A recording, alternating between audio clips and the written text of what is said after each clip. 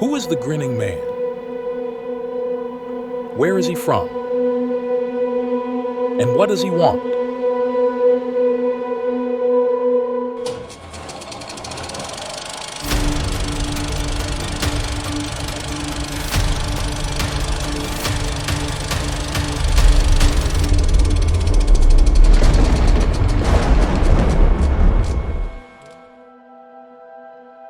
The human instinct to understand the unknown is deeply rooted in our evolutionary history and innate curiosity. Since the earliest days of humanity, our ancestors have struggled with the mysteries of the world around them, seeking to understand the unfamiliar and inexplicable. The desire to understand the anonymous is driven at its core by the striving to survive and control our environment. Our sense of wonder inspires us to delve deeper into the mysteries of existence, seeking to uncover hidden truths that lie beyond our current understanding. One of the most known encounters with a grinning man reportedly occurred on October 11, 1966, in Elizabeth, New Jersey. Two boys, James Yankitis and Marvin Munoz, encountered the entity while walking home along 4th Street and New Jersey Street, near the New Jersey Turnpike. The area was well lit by bright street lights, providing a clear view of what they described as the strangest guy we've ever seen. Yankitis first noticed the figure, describing him as the biggest man I ever saw, standing behind a high wire fence. Munoz corroborated the sighting, recounting how the figure turned around and grinned at them. The two boys had been informed about a neighborhood resident being pursued by a tall green man along the same street. Alarmed by this news, the boys promptly ran from the area. John A. Keel, the famous author and paranormal investigator, visited the boys 3 days later with James Mosley and the actor Chuck McCann. The boys independently recounted the same details of the encounter, describing the figure as more than 6 feet tall, wearing a shimmering green uniform and having dark skin and beady, widely spaced eyes. The sighting gained further attention due to its closeness to a UFO report in the area. Witnesses reported that a blazing white light nearly struck a television tower outside the Pompton Lakes area, New Jersey, shortly before the encounter with the Grinning Man. Police officers and residents witnessed the object flying low over the Wannock Reservoir, describing it as brilliantly white and illuminating the surrounding area. The incident remains a puzzling enigma, with witnesses unable to fully comprehend the nature of the entity they encountered.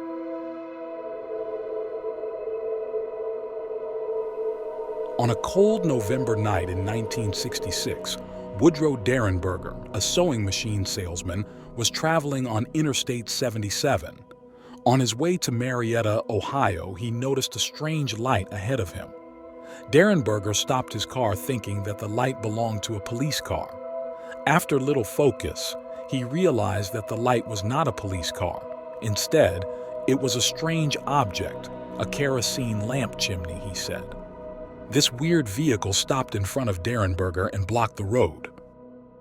In a moment, a dark figure, tall and looking like any normal human being except for the unusual grin, stepped out and materialized before him, the grim omen of mystery, Indrid Cold. Approaching, the grinning man requested Derenberger to lower the window on the right side of his truck. Curious, he asked about Derenberger's name and the reason for his fear. Offering reassurance, he said, "Don't be frightened. Our intentions are harmless. We merely wish for your happiness." Derenberger said that Cold did not speak aloud, but rather communicated directly to his mind. Upon sharing his name, the grinning man revealed he was called Cold. Derenberger informed the Parkersburg police about his encounter. Others stepped forward, asserting they had witnessed a figure resembling Derenberger's description of Indrid Cold. A man shared an incident where someone matching Cold's description attempted to flag him down, but fear prevented him from stopping. Additional accounts mentioned sightings of lights and peculiar fluttering vehicles on the road where Derenberger claimed to encounter cold. Furthermore, several witnesses attested to seeing Derenberger halted on the road and engaged in conversation with a man on the same route. Over the following month, Derenberger and his family asserted frequent visits from the mysterious Grinning Man. The Grinning Man phenomenon has aroused various interpretations and theories.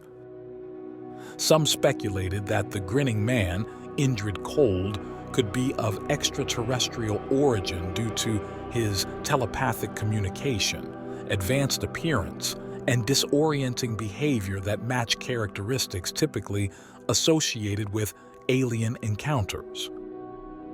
Others propose that entities like the Grinning Man exist beyond conventional understanding, possibly originating from alternate dimensions or realms. In some interpretations, Cold's unsettling appearance, telepathic abilities, and ominous presence align with characteristics commonly attributed to demonic beings. Moreover, the possibility of mass hysteria cannot be discounted, with witnesses collectively experiencing psychological distortions that manifest as sightings of the Grinning Man. As the town is busy with the chilling encounter, another shadow emerges: the Mothman. On November 15, 1966, two couples from Point Pleasant, Roger and Linda Scarberry and Steve and Mary Millette, reported encountering a large black creature with glowing red eyes near the former World War II munitions plant known as the TNT area, when one of the girls noticed a massive pair of blood-red eyes staring at them from the darkness as they drove past the North Power Station. They approached the power plant to realize soon that those eyes belonged to something that looked like a human and was about 7 feet long with the wings folded against his back. When the creature revealed its huge wings, the couples realized that it was certainly not a large bird. They drove away as fast as they could, with the creature almost matching their speed. However, after some time, the creature disappeared into the forest. Confused and frightened, they decide to go back to see if the creature is still there or if it is a figment of their imagination. When they approached the forest again, it wasn't long before they saw the creature again. It appeared to be waiting for them beside the road. They now truly realized that their pursuer was not a bird. The creature rose vertically into the air at tremendous speed and disappeared above the tree line.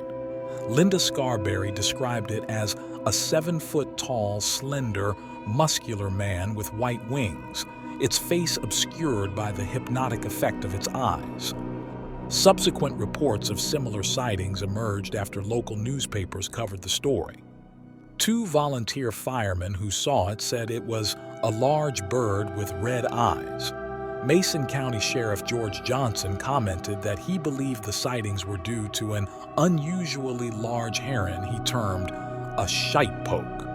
Contractor Newell Partridge told Johnson that when he aimed a flashlight at a creature in a nearby field, its eyes glowed like bicycle reflectors.